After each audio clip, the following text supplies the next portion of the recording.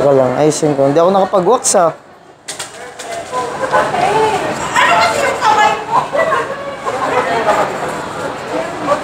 Yan. Hi guys, welcome to Realme SM North EDSA. Ako nga pala si JC. Alamin natin yung mga bagong price ng Realme product natin.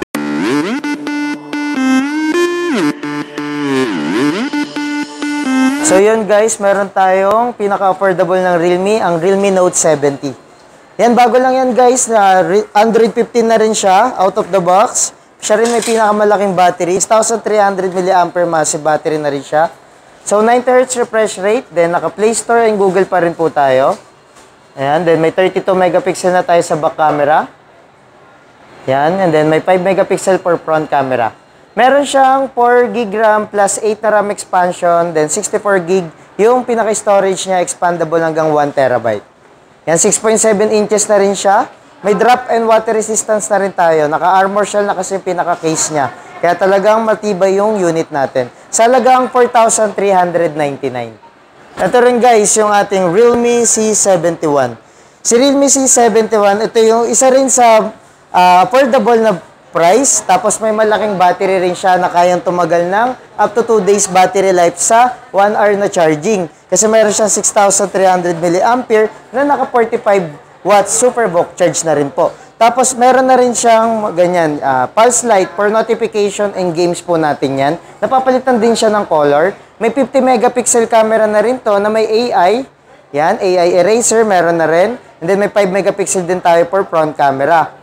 Ang maganda rin dito, naka Android 15, latest version, tapos naka 120Hz na yung refresh rate ng ating screen.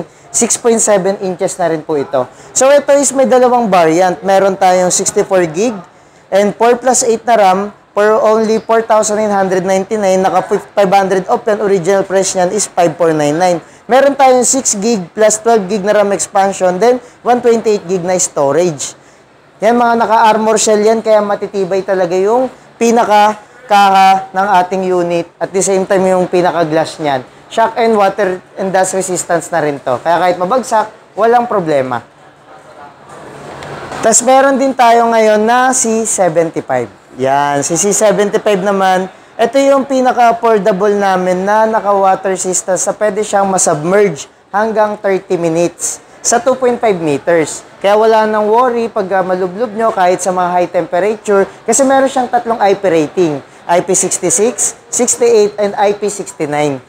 So ito is may dalawang variant din ito. Meron tayong 128GB sa halagang 8,999 and then meron tayong 256GB na naka-promo from 10,999, 9,999 na lang. Malaki rin yung RAM na ito, 8 plus 16, total of 24GB RAM yung pwede natin magamit.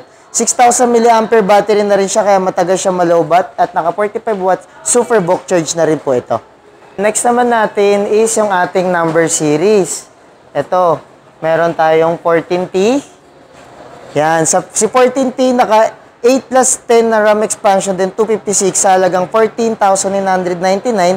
Naka AMOLED display, 120Hz na refresh rate. 6,000 mAh pa rin siya, naka 45 watts SuperVOOC charge na rin. 50 megapixel AI na rin ang camera. Meron na rin siya mga AI pictures like AI eraser, ganyan meron na rin po. Tapos 16 megapixel na ang ating front camera. Meron na rin tong underwater pang-capture ng video or photo sa ilalim ng tubig kasi pwede na rin siya malublob. May tatlong IP rating na rin tong 14T natin. Then, maganda dito is naka 5G na yung signal. Yan. And then, next natin is yung Realme 14 5G.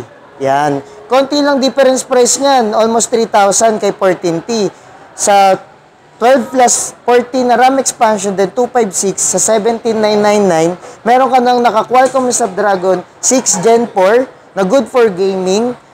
Yan. Mataas ang Antutu benchmark niya. Nasa 760,000 ang Antutu benchmark niya. Tsaka maganda yung pinaka-design ng ating Realme 14 5G. Itong mga 14 series natin, 14T and 14 5G, meron na itong GT Boost na kung saan is magagamit mo yung pinaka-powerful specs ng inyong chipset para sa gaming. At the same time, meron itong cooling system na vapor chamber cooling system para iwas sa mga heating issue or heating problem pag naglalaro tayo. Kasi 5G na rin tong phone na to eh. So, yun pa rin, naka-AMOLED, 120Hz na rin ang ating refresh rate. 6,000 mAh pa rin yan. Water resistant pa rin, may tatlong IP rating na rin yung ating Realme 14 5G. So, meron din tayong Realme 14 Pro. Ayan, ito si 14 Pro. Kung mapapansin nyo, naka-curved screen na yan. Water resistant na rin yung unit, naka-Dimensity 7300, Energy 5G chipset siya, kaya maganda siya for gaming. And then, ito, in-upgrade dito is yung camera sensor niya na naka-Sony IMX 882 OIS camera. So, may stabilization na to pagdating sa mga video recording natin. Photo and video, malinaw po talaga siya. At detailed, kasi Sony na yung gamit na lens. Ito, meron tong 12 plus 40 na RAM, then 256. Then, sa worth na 21,999. Naka-all around waterproof na rin to. May tatlong IP rating. May tatlong flash din siya. Yan, tatlong iba't ibang kulay para mas makuha yung color tone na gusto nyong ma-check. Ay, ganun din, meron din siya mga vapor chamber cooling system, IP rating, dual speakers. Kompleto na talaga siya pagdating sa ating 14 Pro. Yan. Then to naman, sir, pakita ko naman sa yung bago naming i-release, si Realme 15T 5G. Yan. Isa sa may magandang display at design to si Realme 15T. Ang maganda kasi dito sa unit na to, napakalaki na ng battery ng mga 15 series natin. 7,000 mAh battery na siya sa 60 watts. Kaya niyan tumagal ng 2 days battery life, pero 1 hour charging lang siya. Ayan, ang ganda ng design niyan kasi kala mo, pagkakamala mo talaga siya na luxury na design. Yan. Tapos ang maganda dito sa unit na to, naka-AMOLED display din siya, pero mas mataas yung peak brightness niya. Nasa 4,000 nits na to. Kaya kahit gamitin mo siya under sunlight, kitang-kita mo yung display mo. Kahit di mo na siya kailangan takpan, yan, makikita mo na siya. Siyempre, sa AI, kumpleto tayo ng AI. May AI eraser na siya, meron siyang AI glare remover, AI edit genie, meron na rin siya. Usually sa high-end lang meron ganon. Ito, i-release pa lang namin siya. Starting na bukas, pwede na tayong mag-avail ng Realme 15T 5G. Bukas pa lang siya mag-start talaga. Hindi pa namin siya na-release. Actually, wala pang stocks. Ang maganda dito, may dalawang variant to. Meron tayong 8 plus 10 na RAM, then 256 sa worth na 16,999. Meron tayong 12 plus 14, then 512 gig sa worth na 19,999. Kasi 5G to, syempre usually 5G mainit. May mga vapor chamber cooling system na yung mga number series natin like 14 series and 15 series natin. Naka-dual 50 megapixel na nga pala yung camera niya. Even front cam neto is 50 megapixel na. Pas parehas naka-AI. Kaya kung mapapansin nyo, pagdating sa camera neto is malinaw siya. Even front cam, kaya niya mag-take ng malinaw. Tapos kaya niya rin mag-take ng 1080p, 60 fps front and back camera. Kaya maganda siya for vlogging, camera, and gaming, multitasking. Wala ka nang iisipin dito sa Realme 15T 5G natin. And, lang siya, compact size. Nasa 6.5 inches lang to. Kaya talagang madali siyang mahawakan. Tsaka to, once mag-avail kayo, guys, meron kayong makukuha na TechLife Bluetooth speaker na worth 1,999. Yan. Once mag-avail kayo, pre-order man or walk-in, available yan. For limited stocks, yung ating freebie. At syempre, meron tayong Realme 15 5G. 1 week old pa lang to dito sa market. Ang maganda dito sa unit na to, naka 144 Hz. Yung pinaka-display niya, kaya smooth, 7,000 mAh battery pa rin, kaya matagal siya malowbat. Tapos, pagdating sa charging, naka 80 watt Superbook charge. So, mga 29 minutes, may 50% ka na agad na battery dito. Tapos, matagal mo siya magagamit kung nag-games kayo like Mobile Legends, kaya niya up to 12 hours, walang hintuan. Kung mahilig naman kayo sa YouTube streaming, kaya niya ng 24 hours to 25 hours yung itatagal niya. Tapos lahat ng 15 and 14 series natin is may tatlong IP rating, kaya wala ka ng problem sa mga water damage. And then ito, mas mataas yung peak brightness ng display nito. Kaya niya ng 4,500 peak brightness, kaya malinaw to. Hindi na to yung katulad ng normal na AMOLED na pagka-dating sa outdoor medyo madilim pa rin talaga siya. Ito matingkad talaga siya kahit tutok sa sunlight. Tapos dual speakers, may IR blasters na yung mga 15 series natin. Tapos meron na itong kompleto na ito ng AI like AI edit genie, AI party mode, AI eraser, AI glare remover, AI Remove Reflection, may AI Ultra Clarity at AI Landscape. Kumpleto na yan dito sa ating 15 5G and 15 Pro 5G. So, sa 12 gig na RAM, plus 40 na RAM expansion, then 256 gig na storage, sa halagang 23,999 lang po. Bali, yung chipset na ito mas upgraded na rin dahil naka MediaTek Dimensity 7300 plus 5G processor. Pagdating naman sa camera rin nito is naka dual 50 megapixel Sony camera, harap-likod na po ito. Kaya malinaw siya, kahit yung front cam niya and back camera niya, parehas 50 megapixel na. And then parehas din may ultra wide angle sa harap-likod din po. And then, syempre, ang ating 15 Pro 5G.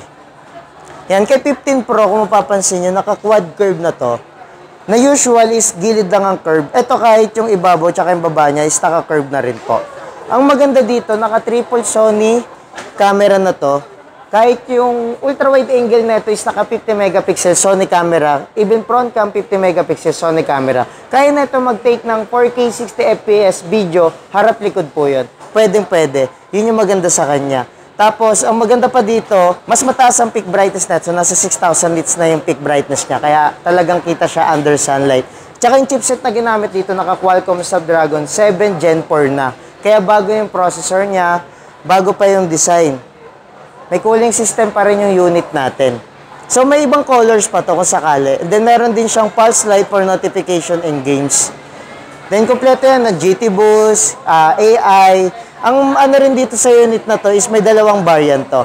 Meron siyang 12 plus 14, then 256 gig sa 27,999. Meron tayong 12 plus 14 na RAM expansion plus 512 sa 30,999. So yun guys is 7,000 mAh pa rin ang battery niya. Kaya matibay at the same time makunat yung battery nito. Pagdating naman sa screen, naka ano naman to, Corning Gorilla Glass 7i. Kaya makunat na rin yung pinaka display niya, yung glass niya, at the same time naka-armor shell na to. Kaya matibay siya kahit mabagsak-bagsak, hindi na mag-worry na madaling mabasag yung smartphone natin. Siyempre, meron din tayong high-end. Ito, si Realme GT70. Yan, naka-Dimensity 8400 Max processor na merong 1.7 million ang Antutu benchmark. Yan, mataas din ang neat peak brightness. Ang maganda rin sa unit na to, naka 7,000 mAh battery na rin siya. 120 watts, super bulk charge na to, kaya mas mabilis na rin siya i-charge. Sony pa rin ang camera niya. Even back and front, parehas Sony na rin. Isa sa maganda rin sa unit na to, naka iSense graphene design na yung likod niya. So, syempre, pag mga ganitong high-end, mainit masyado pag nag-games.